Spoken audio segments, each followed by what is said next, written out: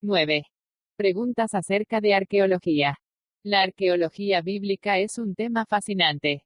Ha iluminado de tal manera el carácter histórico y el significado de los relatos bíblicos, en el transcurso de los años, que se ha entablado una relación de mutuo beneficio entre ella y los estudios bíblicos. El afamado arqueólogo Nelson Gluck asevera con audacia: efectivamente, puede expresarse de manera categórica y clara, ningún descubrimiento arqueológico ha negado jamás una sola referencia bíblica. Muchísimos son los hallazgos arqueológicos que confirman declaraciones históricas de la Biblia con detalle exacto o claro esquema. 1. Antes de proseguir, hablemos un poco sobre la naturaleza de la interpretación de la evidencia arqueológica. Primero debe recordarse que no hay hechos que se interpreten a sí mismos, no hay partes de evidencia que lleven consigo su propia interpretación. El significado puede derivarse solamente del contexto. La evidencia arqueológica depende del contexto dado por la fecha, el lugar, los materiales y el estilo. Pero importa más decir que la manera de entender depende de los presupuestos y de la cosmovisión de quien interpreta. Por lo tanto, no todas las interpretaciones de la evidencia favorecerán al cristianismo. Además, la arqueología es una clase especial de ciencia. La física y la química pueden hacer toda clase de experimentos para recrear los procesos que estudian, y observarlos una y otra vez. Los arqueólogos no pueden. Solo disponen de la evidencia que quedó de aquella única vez en que vivió la civilización investigada. Estudian singularidades pasadas, no las regularidades presentes. Dado que no pueden recrear las sociedades que estudian, sus conclusiones no pueden ser examinadas de la misma manera que las de otras ciencias. La arqueología trata de hallar explicaciones plausibles y probables de la evidencia que encuentra. No puede formular leyes como la física. Por esta razón todas las conclusiones deben someterse a revisiones. La mejor interpretación es aquella que explica la evidencia en forma coherente. No habría lugar en varios libros de este tamaño para cubrir toda la información que la arqueología ha aportado ayudándonos a entender más de los tiempos y pueblos de las Escrituras. Este capítulo no puede responder todos los retos planteados a la autoridad bíblica. Nuestro propósito es mostrar que la arqueología confirma efectivamente el carácter histórico de la Biblia y que, al hacerlo, suele realzar nuestra comprensión de ese texto. Confirma la arqueología al Antiguo Testamento. La conclusión general sigue siendo la misma, aunque todavía haya algunas preguntas sin respuesta y otras que nunca serán contestadas. La arqueología confirma la historia del Antiguo Testamento, y no solo en su esquema general sino en muchos detalles. Revisaremos varios períodos de la historia mostrando algo de lo que la arqueología ha iluminado en cada uno de ellos. La creación. Se suele pensar que los capítulos 1 al 11 del libro del Génesis contienen explicación mítica derivada de versiones más tempranas de la historia conocida en el Antiguo Oriente cercano. ¿Pudo Moisés haber tenido tan profundo conocimiento de las cosas que pasaron miles de años antes de nacer? Por ejemplo, las conversaciones de Adán en el huerto, los materiales usados para la Torre de Babel, las medidas del arca. La arqueología ha mostrado que resultaron prematuros los primeros intentos para desacreditar la Biblia. Veamos una pregunta a la vez. Apologética de la creación. Es indudable que un hombre con la excelente educación de Moisés estuvo familiarizado con los relatos de la creación de babilonios y sumerios, pues eran muy populares en su época, como lo fuera Homero para los griegos y Shakespeare para los ingleses. Las semejanzas entre ellos y la Biblia no parecen coincidencia. Así, ¿por qué iba Moisés a elaborar su relato en forma tan similar a los otros? Tal vez la respuesta radique en las diferencias. Las otras versiones hablan de Tiamat que pelea contra Marduk, pero Moisés usa palabras similares para mostrar que Dios creó el mar sin pelear. Ambos relatos hablan de la separación entre el cielo y la tierra, pero en Génesis sucede por orden divina, no por un conflicto. El sol, la luna y las estrellas ya existían en el cuento babilónico, pero Moisés dijo que también Dios los creó. El hombre fue creado para aliviar la carga de trabajo de los dioses paganos, no obstante, el verdadero Dios hizo al hombre como gobernador de la creación, aquel que iba a recibir su bendición, su comunión y su imagen. En resumen, Moisés podría haber comparado directamente para mostrar que Dios es superior a cualquier otra deidad. Así que Moisés estuvo haciendo apologética básica al establecer con claridad estas diferencias. ¿Es la creación mito o historia? Algunos optan por notar solamente las similitudes entre el Génesis y las historias de la creación de otras culturas antiguas, sin embargo, las diferencias son mucho más importantes. Las semejanzas pueden llevar a pensar que Moisés copió leyendas antiguas, pero el parecido es muy superficial. Los relatos babilónicos y sumerios describen la creación como un conflicto entre varios dioses finitos, y cuando uno es derrotado y partido por la mitad, el río Éufrates fluye de un ojo y el Tigris del otro. El hombre es, oportunamente, hecho de la sangre de un dios malo mezclada con barro. Estos cuentos despliegan la clase de perversión y embellecimiento que esperamos hallar cuando se vuelve mito un relato histórico. Sabemos en qué manera aumenta el rumor, hasta que resulta muy difícil reconocer los hechos que lo iniciaron. Eso ocurre con todas las historias. Se acepta cada vez más que los mitos y las leyendas suelen basarse en hechos. En el caso de los cuentos creacionales, los relatos politeístas, si bien anteriores a la versión hebrea, demuestran ser maquillaje de los hechos encontrados en Génesis. La presunción común de que el relato hebreo es sencillamente una versión purgada y simplificada de la leyenda babilónica, aplicada también a los relatos del diluvio, es falaz en materia de metodología. La regla del antiguo cercano Oriente es que los relatos o tradiciones simples pueden originar, por acrescencia y embellecimiento, leyendas complejas, pero lo contrario no sucede.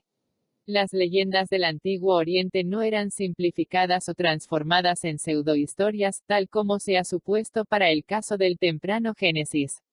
2. Los recientes descubrimientos de los relatos de la creación en Ebla así lo confirman.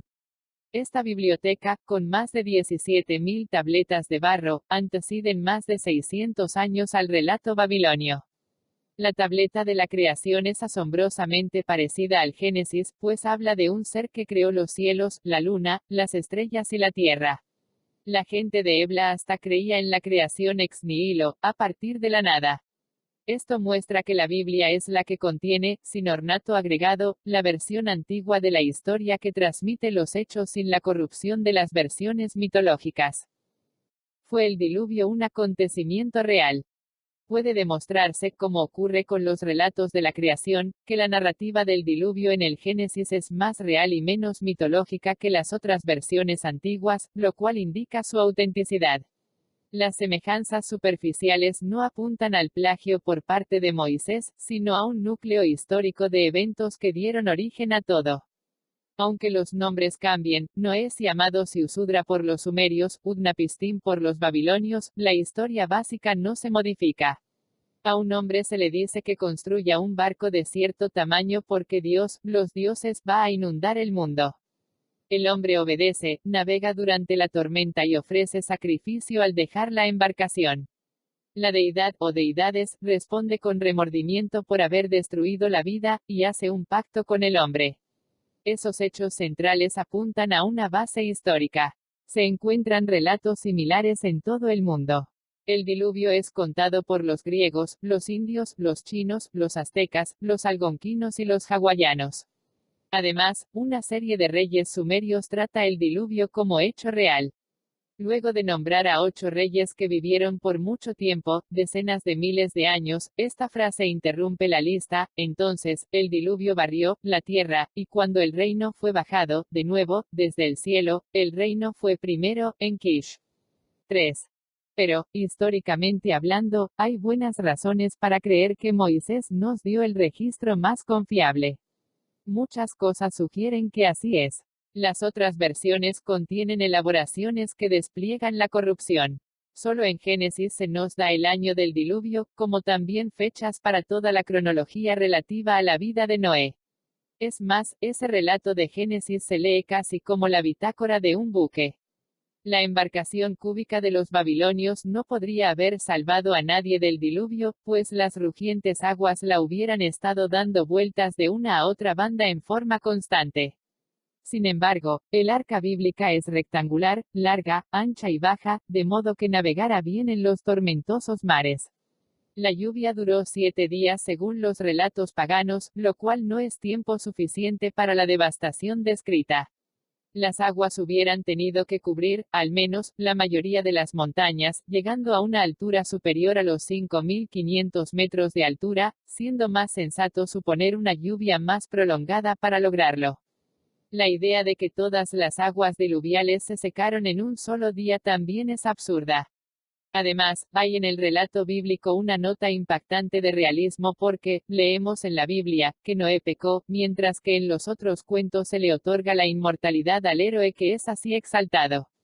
Solo una versión que procura decir la verdad incluiría eso. Algunos sugieren que hubo un diluvio severo pero limitado, no mundial, aunque la evidencia geológica apoya al diluvio global. Se han hallado partes de esqueletos de animales recientes en profundas fisuras, hendiduras geológicas, ubicadas en varias partes del mundo, siendo el diluvio la mejor explicación de estos hallazgos. Un momento. Parece lo más natural del mundo discutir si hay relatos del diluvio en Oriente Medio, Asia, Hawái, Norteamérica y México, pues, entonces, el diluvio debe haber ocurrido en todas esas partes. Pero un momento. Si hubo un diluvio cuyos únicos sobrevivientes fueron Noé y su familia, entonces no quedó nadie en esos lugares para contar el cuento. ¿No demuestra eso que todo esto no es más que una leyenda popular? Tenemos que admitir que estos relatos mundiales no demuestran que el diluvio haya ocurrido en todas esas partes, sino, más bien, indica que todos esos relatos tuvieron un origen común. Si Noé y su familia fueron, sin duda alguna, los únicos sobrevivientes, y se esparcieron por toda la tierra, entonces llevaron consigo el relato del diluvio como parte del folclore para explicar por qué iban a nuevas tierras. Estas historias no prueban necesariamente la naturaleza mundial del diluvio, pero sí indican una tradición confiable de lo que, en realidad, aconteció. Rewinkel, el diluvio, indica que estas fisuras se encuentran hasta en montañas de considerable altura y se extienden desde 36 a 100 metros de profundidad. Puesto que no hay esqueletos completos, podemos concluir con seguridad que ninguno de esos animales, mamuts, osos, lobos, bueyes, hienas, rinocerontes, ciervos y muchos mamíferos pequeños, cayeron vivos en esas quebradas, y que tampoco fueron arrastrados por arroyos hasta esa posición. Sin embargo, debido a los depósitos de calcita que cementan esos huesos heterogéneos, deben necesariamente haber sido almacenados bajo el agua. Esas fisuras se han descubierto en Odesa, cerca del Mar Negro, en la isla de Citerea, costa afuera de la península del Peloponeso, en la isla de Malta, en el Peñón de Gibraltar y hasta en Agatha Springs, Nebraska. Esta es exactamente la clase de evidencia que un episodio breve y violento de ese tipo dejaría tras de sí en el corto lapso de un año. 4. Los hallazgos de esqueletos diseminados hacen sumamente probable un diluvio mundial, Génesis 6, 9, 2 Pedro 3.5, 7. ¿Existió en realidad la Torre de Babel? Hay bastante evidencia para concluir que el mundo tuvo, sin duda, un solo lenguaje en una época. La literatura sumeria alude repetidamente a eso. Los lingüistas también consideran que esta teoría sirve para categorizar los lenguajes actuales, pero, ¿qué sucede con la torre y la confusión de las lenguas? Es interesante comentar que aparentemente Ur-Nammu, rey de Ur desde el 2044 a 2007 a.C., recibió órdenes de construir un enorme sigurat, templo en forma de torre como acto de adoración a la diosa Luna Nanat. Una estela, monumento, de casi 2 metros de ancho y poco más de 3 metros de alto, muestra las variadas actividades de Ur-Nammu, y hay un panel que lo muestra con un canasto de mezcla, poniendo la primera piedra, para empezar la construcción de la gran torre. Ur-Nammu mostraba de esa manera su lealtad a los dioses, tomando su lugar como humilde obrero. Se desenterró una tableta de barro que afirma que el levantamiento de la torre ofendió a los dioses, de modo que echaron abajo lo construido por los hombres, los esparcieron por todas partes e hicieron extraños sus idiomas. Todo esto tiene, naturalmente, un gran parecido al registro bíblico 5, Génesis 11. ¿Cómo pudo saber Moisés todas estas cosas? La respuesta sencilla es que Dios se las reveló, pero eso exige creer que Dios puede y quiere hacerlo, que es justamente lo que dudan los escépticos. Sin embargo, puede haber una explicación que, si bien no elimina la guía divina, puede explicar cómo pueden transmitirse tradiciones antiguas sin corromperlas. P.J. Wiseman dice que la historia del Génesis fue originalmente escrita en tabletas de barro y que pasó de una a otra generación, pues cada líder de clan era responsable por mantenerlas correctas y actualizadas. El indicio principal de esto, que Wiseman encontró en la Biblia, es la repetición periódica de palabras y frases. Las tabletas se mantienen en orden haciendo que las primeras palabras de una tableta nueva repitan las últimas palabras de la tableta anterior. Entonces el autor ponía su nombre al final de lo que había escrito con la frase: estas son las generaciones de Génesis 2.4, 5.1, 6.9, 10.1, 11, 10.27, 25, 12.19, 36, 1.9, 37.2, sistema no tan eficiente como numerar las páginas, pero ciertamente efectivo. Wiseman demuestra convincentemente que ese fue el patrón establecido en el Antiguo Oriente. Esta evaluación literaria del libro indica que cada parte de Génesis entrega evidencia de que fue compilado en la presente forma por Moisés, y que los documentos de los cuales se recopiló fueron escritos mucho antes, ciertamente no después de la época de Moisés. 6. Es muy posible que Génesis sea una historia familiar registrada por los mismos patriarcas y pasada a Moisés. Los patriarcas. Aunque las narraciones de las vidas de Abraham, Isaac y Jacob no presentan la misma clase de dificultades que los primeros capítulos de Génesis, fueron considerados legendarios durante mucho tiempo, porque no parecían encajar en la evidencia conocida de ese período. A medida que se han conocido, sin embargo, estos relatos han sido más aclarados y verificados. Ahora se han encontrado códigos de leyes del tiempo de Abraham que muestran por qué el patriarca había vacilado al tener que expulsar a Agar de su campamento, pues estaba legalmente obligado a mantenerla. Solo cuando Dios le entregó una ley superior, Abraham se dispuso a expulsarla. El descubrimiento de las cartas de Mari revela nombres como Abam, Ram, Abraham, Jacob, El, y Benjamitas. Aunque estos no se refieren al pueblo bíblico, al menos indican que esos nombres se usaban. Estas cartas también apoyan el registro de una guerra en Génesis 14, donde 5 reyes pelearon contra 4, cuyos nombres corresponden con las naciones importantes de esa época, como se sabe ahora. Por ejemplo, Génesis 14.1 menciona a un rey amorita, Arioc, que los documentos de Mari escriben Aribaliuk. Toda esta evidencia lleva a concluir que la fuente material de Génesis puede haber estado constituida por relatos de primera mano de alguien que vivió durante la época de Abraham. Jerga legal. Una de las cosas que aprendemos de los tiempos antiguos es que había patrones legales especializados para formular pactos. Justamente, Deuteronomio sigue uno de ellos. Deuteronomio es la clase de contrato suscrito entre un gobernante y sus siervos, llamado pacto de soberanía. Los hititas de la época de Moisés usaban con frecuencia esta forma que consistía de 6 partes. 1. El autor es nombrado en el preámbulo. 2. Hay una breve historia de la relación entre las dos partes, destacando cuán agradecido debería estar el siervo debido a las bendiciones pasadas. 3. Las estipulaciones o responsabilidades del vasallo son establecidas por el soberano.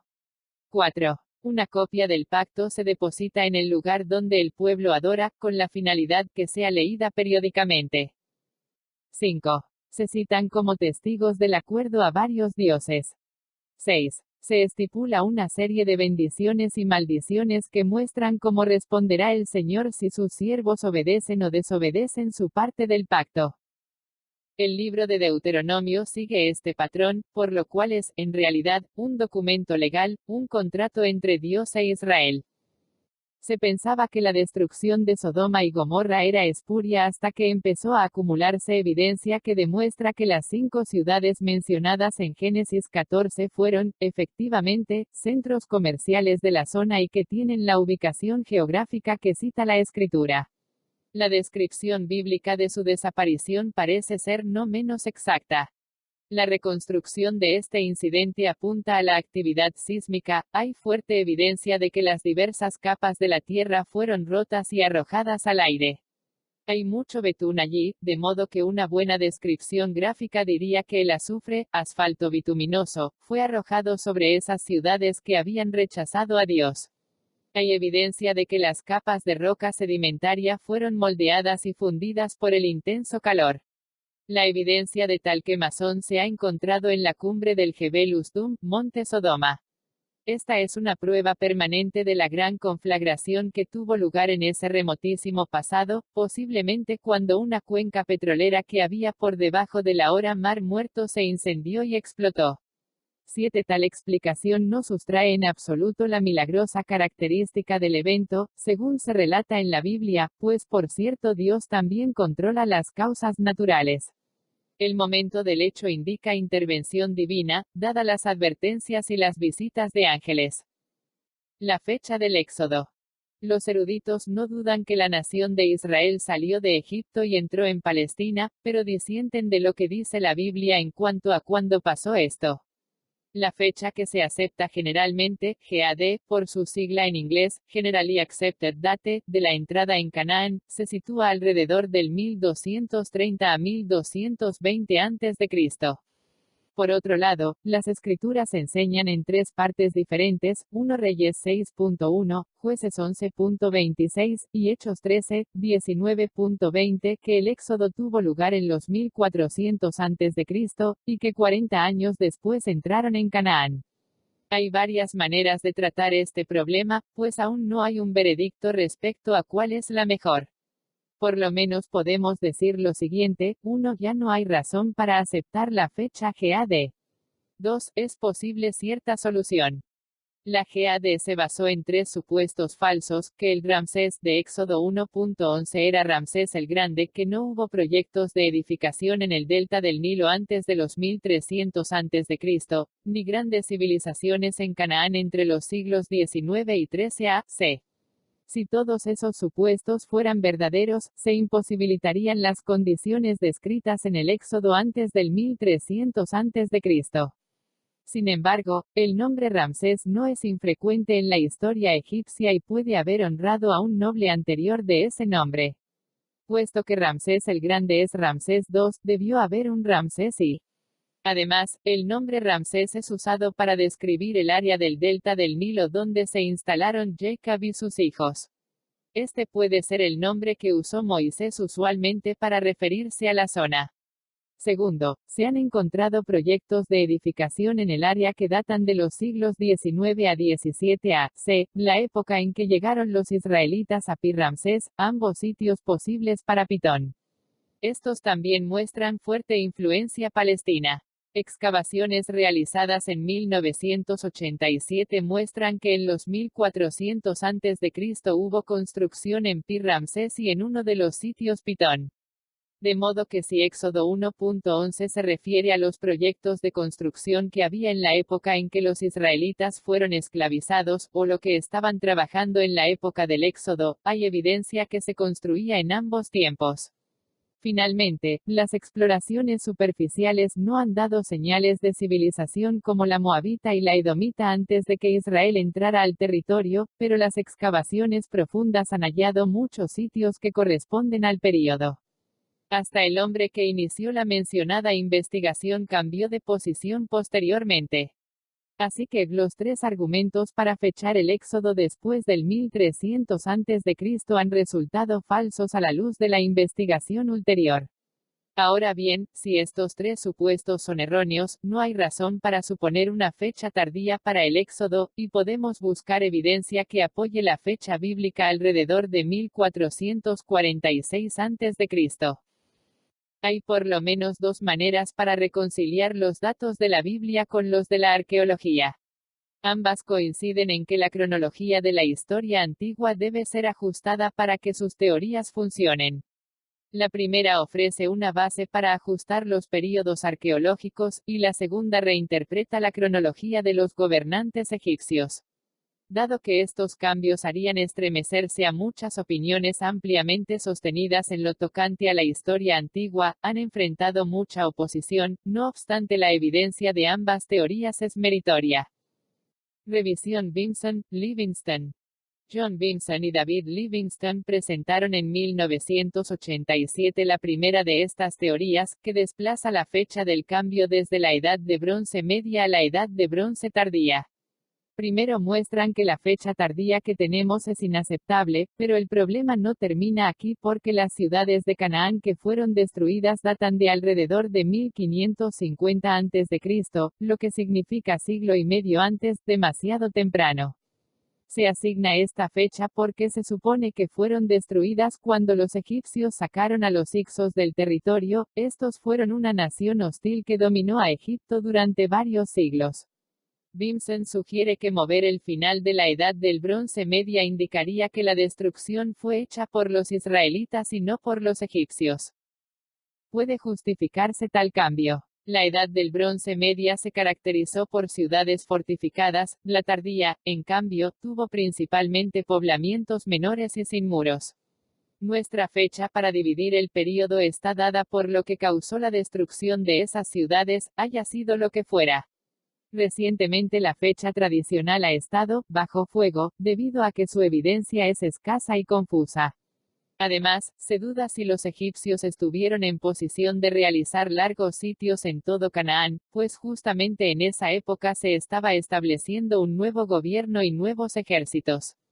La evidencia positiva con que se cuenta viene de excavaciones recientes, las que indican que la fase tardía del período medio de la Edad de Bronce precisa más tiempo que el pensado, de modo que su final se acerca más a los 1420 a.C. Ahora bien, ¿cómo se superpone la evidencia? Encontramos que las ciudades de Canaán son grandes y amuralladas hasta el cielo, Deuteronomio 1.28, tal como lo dijo Moisés. Además, la magnitud de la destrucción corresponde al relato bíblico, con muy pocas excepciones. Sin duda, el área en que hubo destrucción al final del período medio de la Edad de Bronce corresponde, hablando en términos generales, al área del poblamiento israelita, mientras que las ciudades que sobrevivieron son las que quedaron fuera de esa zona. 8. Ahora bien, algunos arqueólogos preguntan, ¿dónde está la evidencia de la dominación israelita en la cultura del Bronce tardío? Siempre los hemos responsabilizado por el cambio desde la Edad de Bronce a la de Hierro, en 1200 a.C. El problema que plantea este enfoque es que esos cambios son los mismos en todo el Mediterráneo, sin limitarse solo a Palestina. Los hebreos no pudieron ser responsables por un cambio tan amplio. Como nómadas es probable que nada hayan traído consigo, viviendo en tiendas por un tiempo, comprando alfarería en los mercados cananeos. Además, ha leído el libro de Jueces. Los israelitas no dominaron a nadie durante varios siglos a contar de su entrada al territorio, sino al contrario, fueron dominados constantemente por todos los pueblos que los rodeaban. Vinson resume su propuesta de esta manera. Hemos propuesto, 1. Regresar a la fecha bíblica de la conquista de Canaán, esto es poco antes de 1400 a.C., y 2. Reducir la fecha del final del período medio de la Edad de Bronce, de 1550 a.C. a poco antes de 1400 a.C. Así resulta que se juntan dos hechos previamente separados por siglos, la caída de las ciudades cananeas del período medio de la Edad de Bronce se convierte en evidencia arqueológica de la conquista. Estas propuestas gemelas crean una correspondencia casi perfecta entre la evidencia arqueológica y el relato bíblico. 9. El problema griego. Seguir la historia egipcia no solo origina problemas a la de Israel, sino además a la de Grecia. Los historiadores llevan largo tiempo perplejos por la brecha de 300 años instalada en la historia griega entre la invasión de los dorios y el comienzo de los reyes de Esparta. Pareciera que la civilización griega hubiera cesado por un tiempo. La fecha más tardía se establece por inferencia retroactiva desde fechas conocidas de la historia griega, pero la fecha temprana se establece por referencias de la historia egipcia. Curbille muestra que este problema puede solucionarse de la misma manera que el de Éxodo, es decir, reconstruyendo la cronología de Egipto.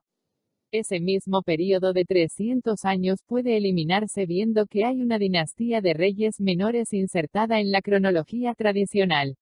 Esta revisión separa estos dos hechos por solo medio siglo, y contribuye a sincronizar las historias de Grecia y Roma. Revisión Velikovsky-Curbille. Una segunda solución posible señala el problema en el enfoque tradicional de la historia egipcia. La cronología de todo el mundo antiguo se basa en el orden y las fechas de los reyes egipcios, orden que conocemos principalmente por un antiguo historiador llamado Maneto, que es citado por otros 3 historiadores. También hay monumentos que ofrecen listas parciales. Este orden se considera rígido y seguro, sin embargo, la única fecha absolutamente fija que tiene está al final, cuando Alejandro el Grande conquistó Egipto. Velikovsky y Curbille afirman que hay 600 años adicionales en esa cronología, lo que echa por tierra las fechas de todo evento alrededor del Cercano Oriente. ¿Qué evidencia puede establecer esto?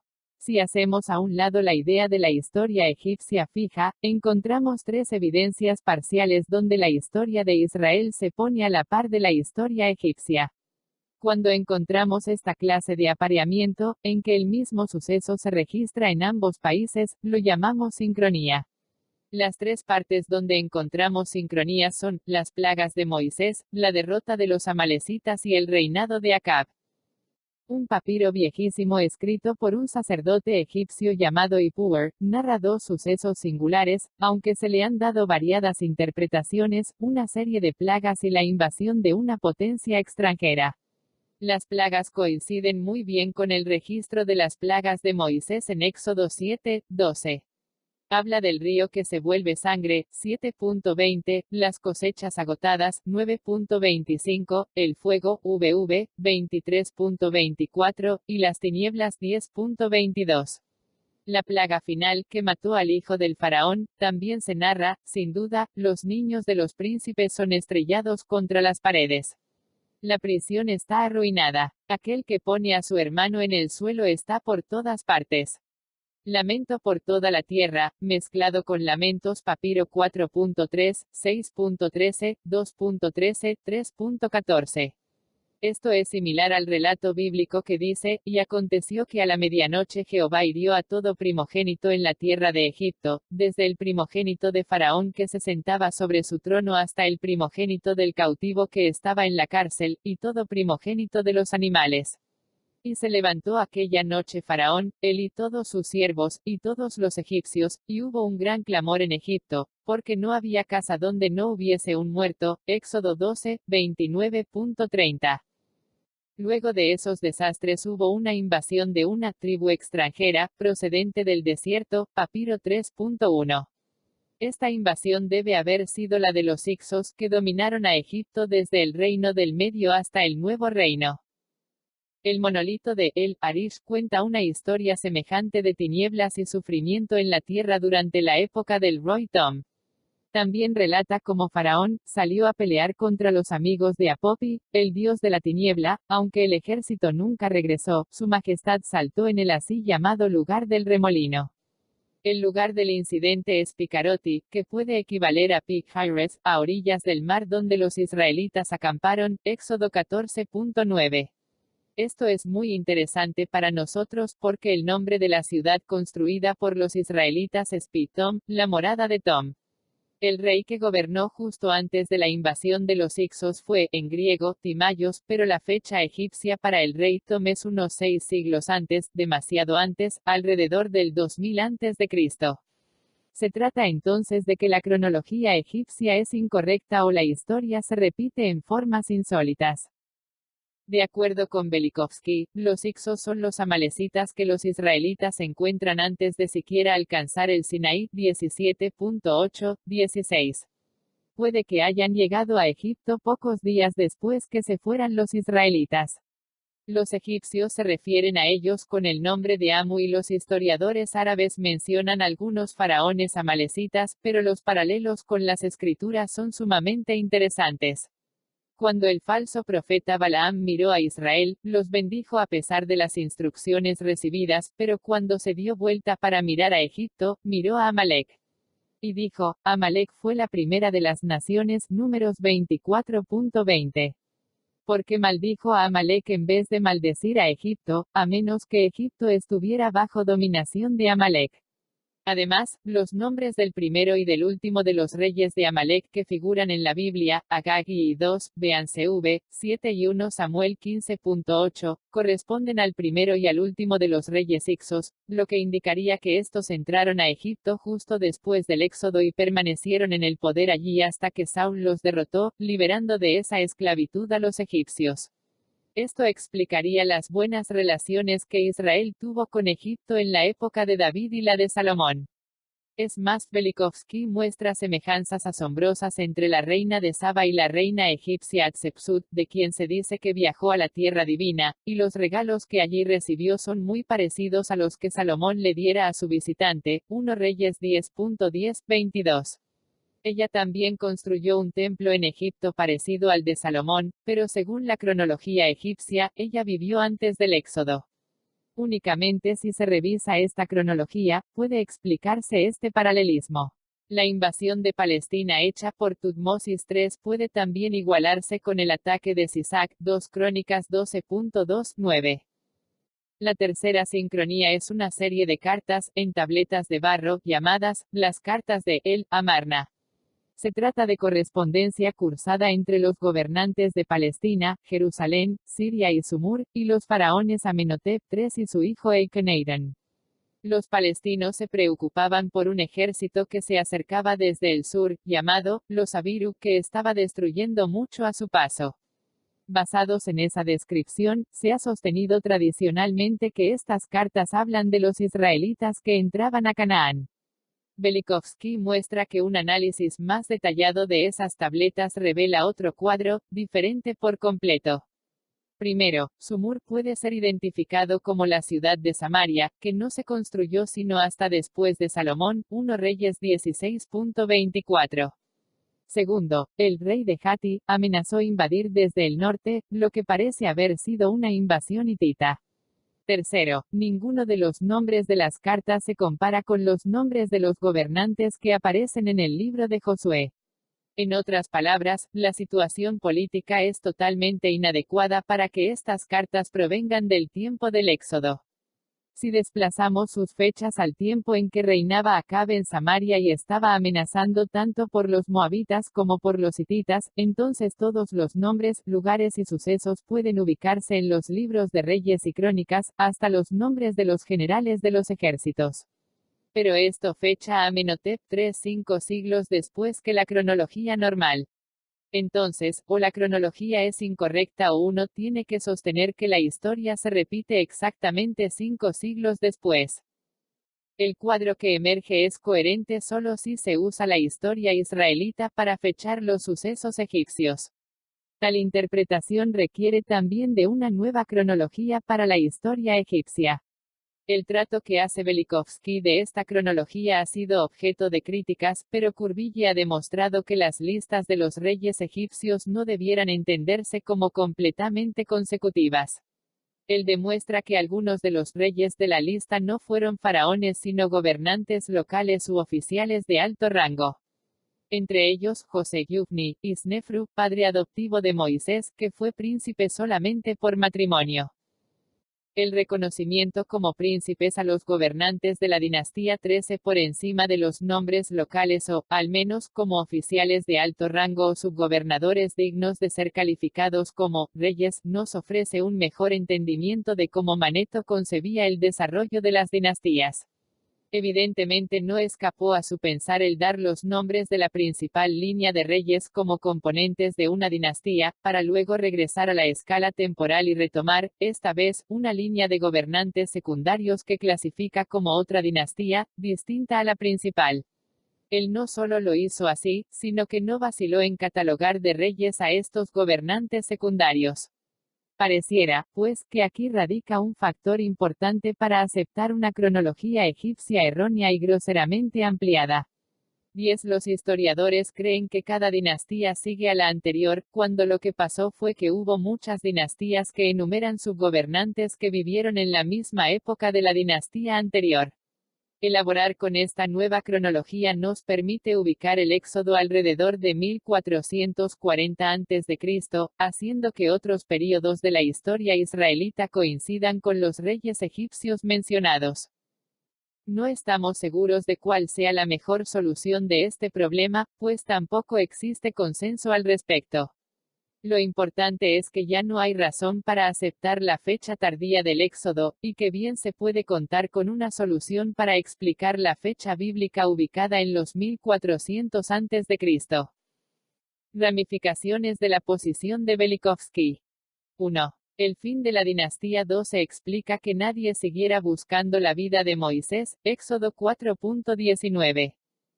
2. Las ciudades que construyeron los esclavos israelitas pueden haber recibido nombres de acuerdo a los dos últimos faraones egipcios, Pi-Ramsés y Pitom, puesto que ellos asumieron el mando al fin de la dinastía 12.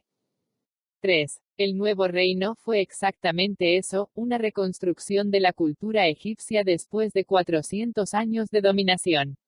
Aunque los más conservadores sostienen que el éxodo tuvo lugar en la época de Tutmosis III o Amenhotep II, estos reyes deben fecharse después de la época de Salomón. 4. El Salmo 104 se parece a un poema escrito por Akenatón, no porque el salmista copiara una antigua canción egipcia, como piensan algunos, sino porque es contemporáneo de ese poema. Puesto que Akenatón fue quizás influido por Hatshepsut, supuestamente la reina de Saba, en su monoteísmo, puede ser que el salmo fuera escrito primero y luego adaptado para que encajara en el esquema egipcio. Saúl, David y Salomón. La monarquía vino a Israel solo porque el pueblo quería tener un rey que los juzgara como a todas las otras naciones, 1 Samuel 8.5, pero no porque fuera la voluntad o el tiempo de Dios. Las descripciones que ahora tenemos nos muestran que un rey significaba introducir altos tributos, reclutamiento militar, que estos se apoderaran de la propiedad privada, y que el pueblo trabajara sin remuneración para el gobierno cuando éste lo requiriera.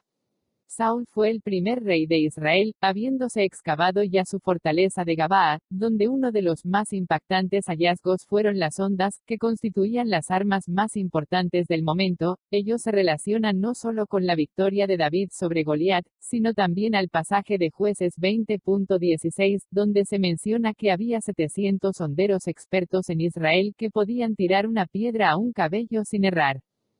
Al morir Saúl, nos cuenta Samuel que su armadura fue puesta en el templo de Astarot, la diosa cananea de la fertilidad, en Bet-San, mientras que Crónicas dice que su cabeza fue puesta en el templo de Dagón, el dios filisteo del maíz. Se creía que eso era un error porque parecía improbable que los pueblos enemigos tuvieran templos en el mismo lugar y tiempo. No obstante, las excavaciones realizadas demuestran que hay dos templos en ese sitio, separados por un pasillo, uno es de Dagón y el otro de Astarot. Parece que los filisteos habían adoptado a la diosa cananea para sí. Uno de los principales logros del reinado de David fue la captura de Jerusalén. Esto era problemático porque las escrituras indican que los israelitas entraron a la ciudad por un túnel que conducía al pozo de Siloé, el cual se creía ubicado, no obstante, fuera de los muros de la ciudad en aquella época. Hubo que esperar hasta 1960 para que las excavaciones determinaran, al fin, que el muro traspasaba el pozo, que entonces corría internamente. Se suele decir que los salmos atribuidos a David fueron escritos mucho después porque sus inscripciones sugieren que hubo ligas de músicos, por ejemplo, los hijos de Coré. Esa organización lleva a muchos a pensar que estos himnos deben datar de la época de los macabeos, siglo II a.C. Luego de excavar Ras Samra y saber que hubo esas ligas en Siria y Palestina durante los tiempos de David, ahora resulta insensato atribuir esos salmos al período macabeo. 11. El muro de Salomón. La mayoría de los eruditos sostienen que no hay restos de la época de Salomón en Jerusalén, pero hay un experto que argumenta de manera convincente que una parte del muro original en el lado oriental sigue apoyando al Templo del Monte. Ernest Marie Laperrosas comenta que cuando se construyeron los muros de contención del templo en época de Salomón y, más tarde, Herodes, se demoraron de 30 a 40 años, sin embargo, la Biblia nos dice que los cimientos del templo construido después del exilio fueron concluidos 3 meses después de que regresaron, y que construir el templo solo requirió unos 5 años. Eso significa que deben haber construido sobre cierta estructura existente. Este muro de contención no habría sido destruido por los babilonios porque da un abrupto despeñadero al valle de Cedrón, y es un cimiento, no una fortificación. También sabemos que Herodes no reconstruyó esta parte del muro porque aún se ve la unión donde hizo agregar su ampliación al cimiento existente. Todo esto apunta a que Salomón fue el constructor responsable de este cimiento que persiste hasta hoy. Biblical Archaeology Review, 13.3, mayo, junio de 1987, pp. 34-44. La época de Salomón no es menos corroborada por la arqueología. El sitio del Templo de Salomón está cerca del lugar sagrado musulmán actual, la Mezquita de la Roca que ahora está en excavación. Sin embargo, lo que se sabe de los templos filisteos construidos en la época de Salomón corresponde muy bien con el diseño, el decorado y los materiales designados en la Biblia. La única pieza de evidencia del templo mismo es un pequeño ornamento, una granada, que está sobre la punta de una vara y que lleva la inscripción, perteneciente al templo de Yahvé. Esta reliquia fue vista, por primera vez en esta época nuestra, en una tienda de Jerusalén en 1979, verificada en 1984 y adquirida por el Museo de Israel en 1988. La excavación de Gezer, en 1969, se topó con una gran y gruesa capa de ceniza que cubría la mayor parte del recinto excavado. Al cernir la ceniza se hallaron piezas de artefactos hebreos, egipcios y palestinos. Evidentemente estas tres culturas estuvieron allí al mismo tiempo, cosa que intrigó muchos a los investigadores hasta que se dieron cuenta de que la Biblia les decía exactamente lo que habían hallado. Faraón el rey de Egipto había subido y tomado a Gezer, y la quemó, y dio muerte a los cananeos que habitaban la ciudad, y la dio en dote a su hija la mujer de Salomón. 1 Reyes 9.16.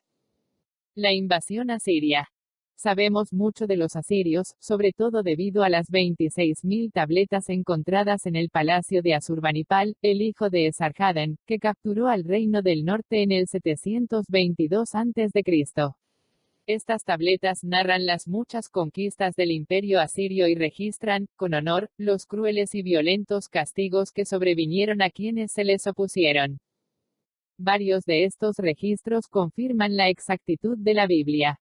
Cada referencia del Antiguo Testamento a un rey asirio resultó correcta.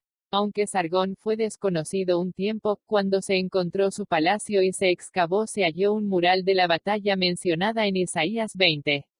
El obelisco negro de Salmanasar aumenta nuestro conocimiento de las figuras bíblicas al mostrar a Jehú, o a su emisario, haciendo una reverencia al rey de Asiria.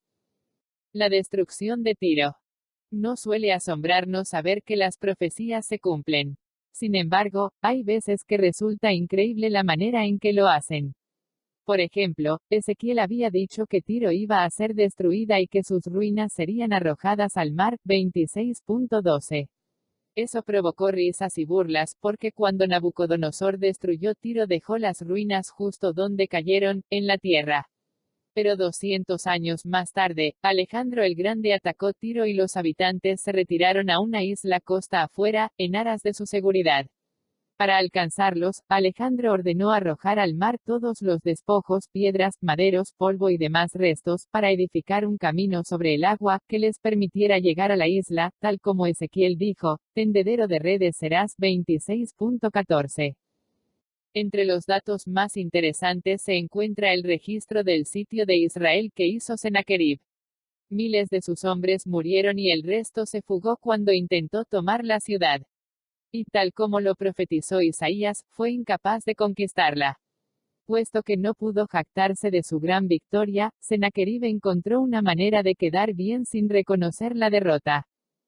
En cuanto a Ezequías, el judío, no se sometió a mi yugo, aunque sitié 46 de sus fortificadas ciudades, fuertes amurallados y los incontables villorrios vecinos. Saqué de ellos a 200.150 personas de toda edad y sexo, caballos, mulas, burros, camellos, incontable ganado mayor y menor, considerando todo eso como botín. Al mismo Ezequías lo hice prisionero en Jerusalén, su residencia real como pájaro en su jaula. 12. El cautiverio. Se han confirmado varias facetas de la historia del Antiguo Testamento respecto al cautiverio. Registros encontrados en los famosos jardines colgantes de Babilonia demuestran que Joaquín y sus 5 hijos recibieron una ración mensual y una vivienda, habiendo sido bien tratados. 2 Reyes 25.27-30. El nombre de Belsasar planteó ciertos problemas porque no solo no se lo mencionaba, sino que tampoco había lugar para él en la lista de los reyes de Babilonia.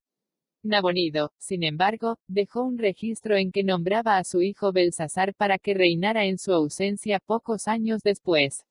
De ahí, pues, que Nabonido siguió siendo rey, aunque Belsasar reinó en la capital. También tenemos el edicto de Ciro, como registra Esdras, que parecía corresponder, con mucha exactitud, al cuadro de las profecías de Isaías, pero se encontró un rollo que confirmó el decreto en todos sus detalles relevantes.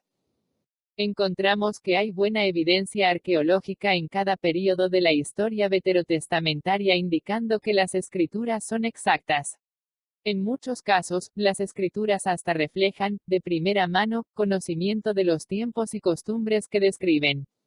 Aunque muchos dudan de la exactitud de la Biblia, el tiempo y la investigación continua demuestran, de manera coherente, que la palabra de Dios está mejor informada que sus críticos. Confirma la arqueología al Nuevo Testamento. Después del período de los jueces, la evidencia arqueológica da a entender en forma crecientemente clara que los autores bíblicos sabían de lo que hablaban.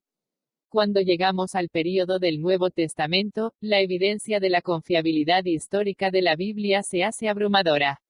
Esta evidencia se resumirá en 3 partes: exactitud histórica de Lucas, el testimonio de los historiadores seculares, y la evidencia física relativa a la crucifixión de Cristo.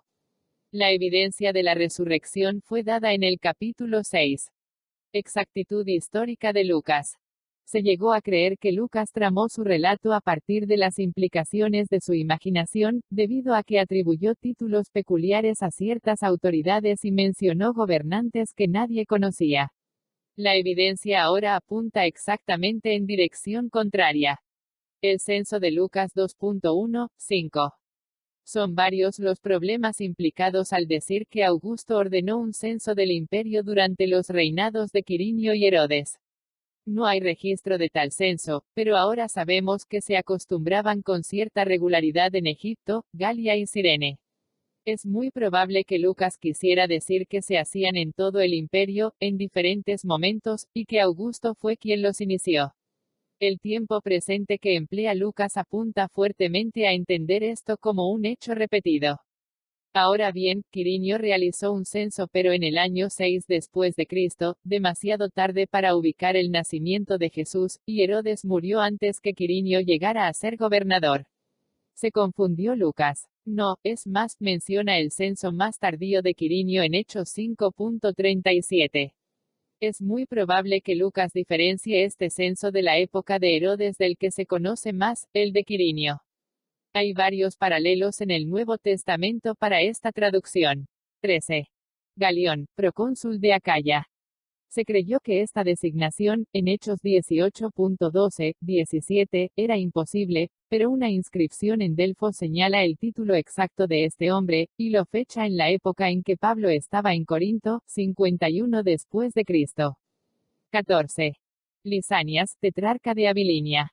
Este hombre fue un desconocido para los historiadores modernos hasta que se encontró una inscripción que registra la dedicación de un templo que menciona el nombre, el título y, además, está en el lugar correcto. La inscripción es fechada entre el 14 y el 29 después de Cristo, lo que es compatible con los inicios del ministerio de Juan, que Lucas fecha en el reinado de Lisanias, Lucas 3.1. Erasto. En el pasaje de Hechos 19.22, Erasto es nombrado como un corintio que llegó a ser colaborador de Pablo. Si Lucas iba a forjar nombres, este es el lugar perfecto para ello, como podría saberse. Bien, al excavar Corinto, se encontró una inscripción cerca del teatro que dice: Erasto, agradecido por ser edil, puso este pavimento a su propio costo. Si estos dos son el mismo hombre, entonces se explica por qué Lucas incluyó el detalle de que se había convertido un prominente y rico ciudadano de Corinto, y que había dedicado su vida al ministerio. Lucas, además, da los títulos correctos a los siguientes oficiales: Tesalónica, Politarcas, Éfeso, guardianes del templo, Chipre, procónsul, Malta, el primer hombre de la isla. Cada uno de esos títulos ha sido confirmado por el uso romano. Lucas nombra, en total, 32 países, 54 ciudades y 9 islas sin cometer un solo error. Esto llevó al eminente historiador Sir William Ramsay a retractarse de sus críticos puntos de vista. Empecé con una mentalidad desfavorable al libro, Hechos, pues durante un tiempo me convenció por entero la ingenuidad y la evidente calidad plena de la teoría de Tubingia. En aquel entonces no estaba en mi estilo de vida la investigación minuciosa del tema, pero hace poco hallé que casi siempre percibía al libro de los Hechos como una autoridad en topografía, antigüedades y sociedad del Asia Menor. Gradualmente llegué a ver que la narración me mostraba una maravillosa verdad en muchos detalles. 15. A.N. Sherwin White, en total acuerdo con lo anterior, dice que la confirmación de la historicidad de Hechos es abrumadora. Todo intento por rechazar su historicidad básica debe, ahora, parecer absurdo. Los historiadores romanos lo dieron por obvio mucho tiempo atrás. 16. Las teorías críticas que nacieron a comienzos de los 1800, y que aún persisten, han quedado sin apoyo. El gran arqueólogo William F. Albright afirma: todas las escuelas críticas radicales del Nuevo Testamento que existieron o aún existen son prearqueológicas y, por lo tanto, sumamente anticuadas en la actualidad, puesto que fueron construidas in der Luft, en el aire. 17. Confirmación de los historiadores seculares. Uno de los malentendidos más corrientes acerca de Jesús es que no se lo menciona en ninguna fuente antigua fuera de la Biblia. Al contrario, hay numerosas referencias a él como figura histórica que murió a manos de Poncio Pilato. Algunas hasta comentan que se informó que había resucitado de los muertos y que era adorado como Dios por todos los que lo seguían. Gary Habermas discute todo esto en su libro Ancient Evidences for the Life of Jesus, Evidencias antiguas acerca de la vida de Jesús, Thomas Nelson, Nashville, 1984. Y aquí algunas de esas referencias. Tácito.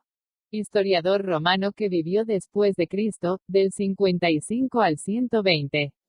Tácito hace, por lo menos, 3 referencias a Cristo. En la primera, explica cómo Nerón culpó a los cristianos por el incendio que destruyó gran parte de Roma.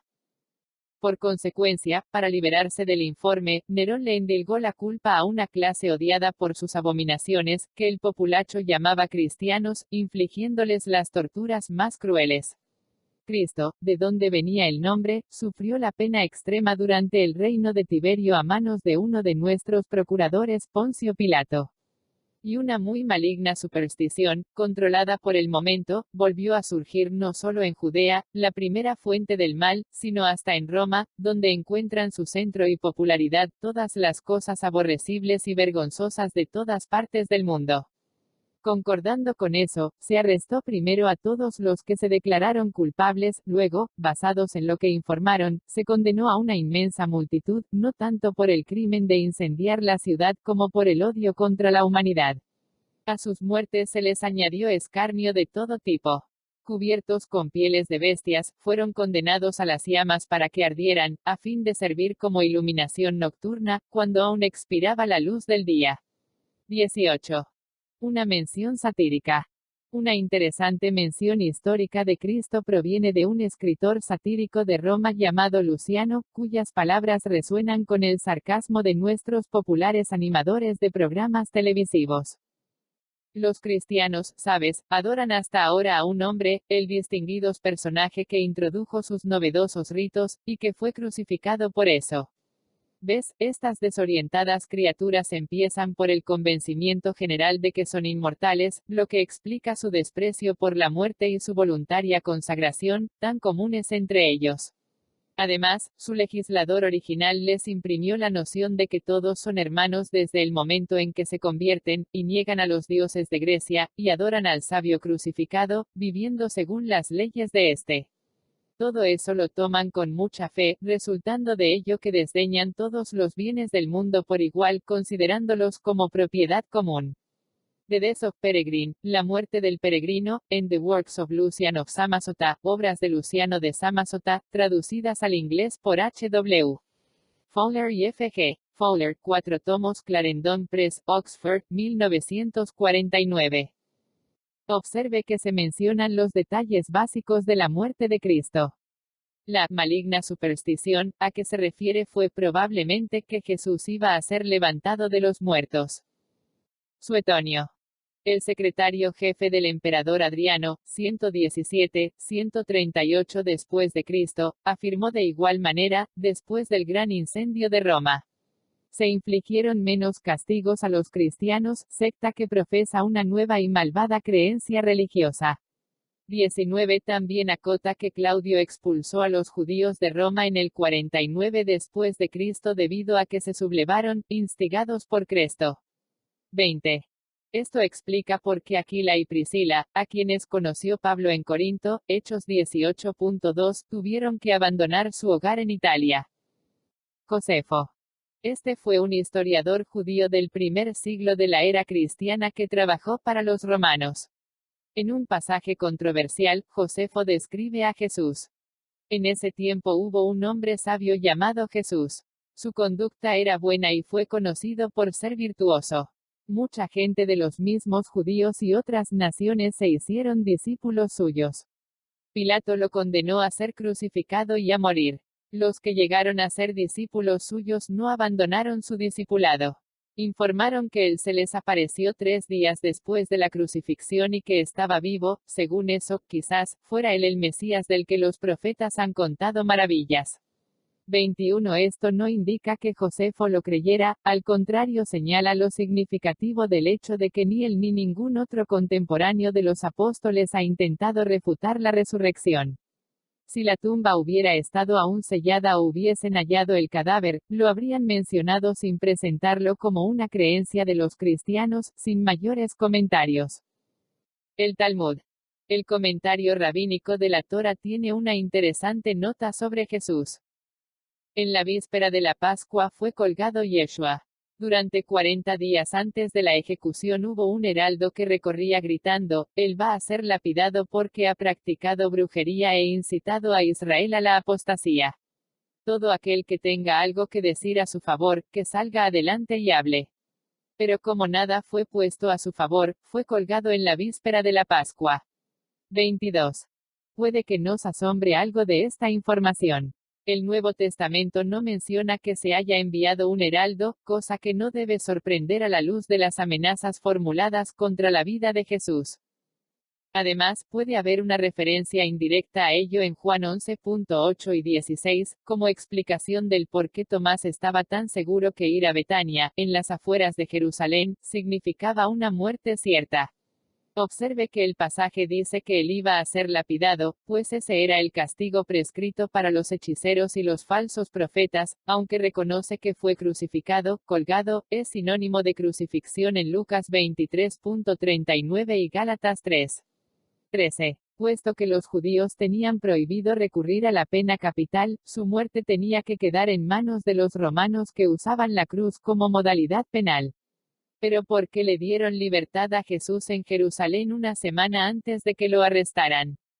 quizá porque los 40 días del decreto no se habían cumplido, pero, igualmente probable es que vacilaran debido a su popularidad. Recuerda la manera en que lo saludaron cuando entró a la ciudad, en lo que después se recordaría como, el Domingo de Ramos.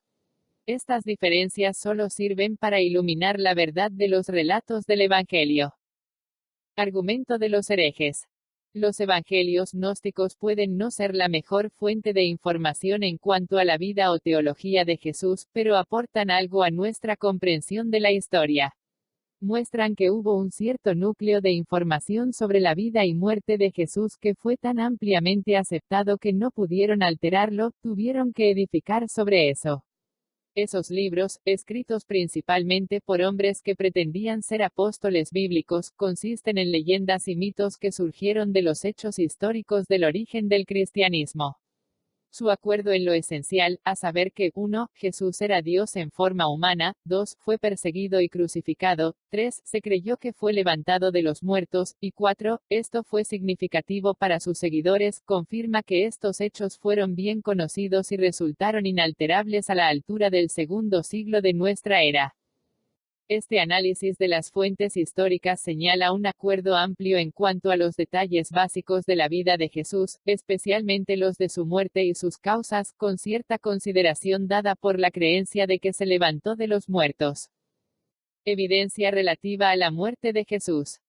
Hay dos descubrimientos fascinantes que iluminan la muerte de Cristo y, en cierta medida, su resurrección. El primero es un decreto insólito, el segundo es el cuerpo de otro crucificado. El decreto de Nazaret. Esta estela de piedra fue encontrada en Nazaret en 1878. Contiene un decreto emitido por el emperador Claudio, 41-54 después de Cristo, que dice que ninguna tumba sería perturbada ni se extraerían cadáveres de ellas, ni tampoco se moverían. Este tipo de decreto no era extraño, pues lo insólito es que, el delincuente acusado de violar un sepulcro será sentenciado a la pena capital. Otras noticias advierten sobre multas, pero muerte por perturbar tumbas. Una explicación probable es que Claudio, que quizás oyera la doctrina cristiana de la resurrección mientras investigaba los tumultos del año 49 después de Cristo, decidió no dejar que ese informe emergiera nuevamente a la opinión pública. Esto tiene ciertamente sentido a la luz del argumento judío de que el cuerpo había sido robado, Mateo 28.11-13. Es un testimonio precoz de la fuerte y persistente creencia de que Jesús se levantó de los muertos. Instrumentos de crucifixión. La arqueología ha sacado a relucir mucho respecto a las herramientas usadas en la crucifixión. La cruz. Los romanos usaban varios tipos de cruces que variaban en altura y figura, pero una de las más comunes en la época de Jesús tenía la forma de una T. El tope de la cruz solo se alzaba entre unos 2 a 4 metros del suelo, y se han encontrado con y sin base. El condenado solía arrastrarla hasta el sitio de la crucifixión. Esta pieza pesaba de unos 35 a 60 kilogramos. Un título, o cartel, con el nombre y delito del crucificado, podía clavarse en el tope del madero transversalmente. Los clavos, solía usarse clavos cuadrangulares de 10 a 15 centímetros de largo y 1 centímetro de grosor, aunque algunas víctimas eran sencillamente atadas con cuerdas a la cruz. Los clavos se introducían entre los huesos de los pies y los antebrazos.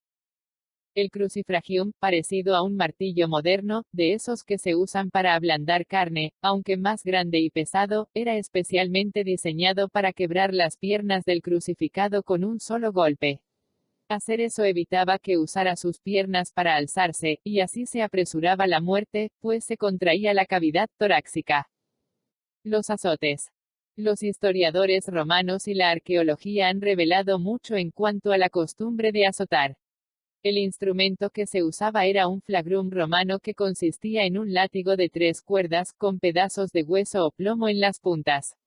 A medida que se golpeaba con este látigo, se desgarraban la piel, los músculos, los nervios, y hasta los huesos. La víctima era atada a una estaca recta o atravesada sobre un poste.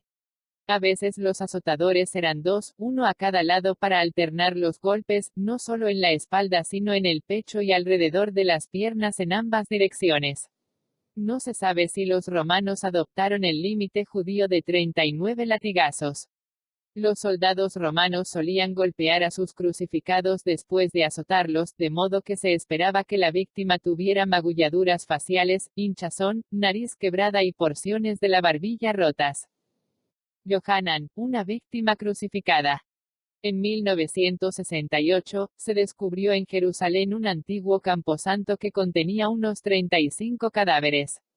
Se determinó que la mayoría había sufrido muerte violenta en el alzamiento judío contra Roma, en el año 70 después de Cristo. Uno de ellos se llamaba Johanan ben Hagalgol, de unos 27 o 28 años de edad, con labio leporino, y un clavo de 15 centímetros que atravesaba sus dos pies, que fueron puestos hacia afuera, justo a la altura del talón de Aquiles. Esto arqueó las piernas hacia afuera de modo que no podían usarse como apoyo contra el madero de la cruz. El clavo había sido introducido en un listón de madera de acacia, pasando por los talones y luego entrando en el madero de la cruz. También había evidencia de que se usaron clavos similares entre los dos huesos de cada antebrazo. Estos clavos causaron el desgaste de los huesos superiores dado que la víctima se alzaba y bajaba repetidamente al respirar, la respiración se restringe al tener los dos brazos alzados. Los crucificados tenían que elevarse para liberar los músculos del pecho y cuando se debilitaban mucho para hacerlo, morían asfixiados. Las piernas de Johanan fueron quebradas de un solo golpe, lo que concuerda con el uso común del crucifragium, Juan 19.31-32. Cada uno de estos detalles confirma la descripción de la crucifixión que está en el Nuevo Testamento. Este capítulo resume algunas de las maneras en que la arqueología confirma la verdad de las Escrituras, aun frente a los desafíos. La evidencia es sustancial y la gratificación que produce, en cuanto a comprensión y confiabilidad, bien vale la pena. Notas. 1. Nelson Gluck, Rivers in the Desert, Farrar, Strauss and Kudai, New York. 1959, p. 136. 2K. A. Kitchen, Ancient Orient and the Old Testament, InterVarsity Press, Chicago, 1966, p. 89. 3. Traducción al inglés por A. Leo Oppenheim en Ancient Near East Texts, editado por James B. Pritchard, de Princeton Press, Princeton, 1950, p. 265. 4. Gleason L. Archer, Encyclopedia of Bible Difficulties, Zondervan, Grand Rapids. 1982, pp. 82-83. 5. Clifford A. Wilson, Rocks, Relics and Biblical Reliability, Zondervan, Grand Rapids, 1977, p. 29. 6. P. J. Wiseman, Ancient Records and the Structure of Genesis, Thomas Nelson. Nashville, 1985, p. 74. 7. Wilson, Op. Cit. p. 42.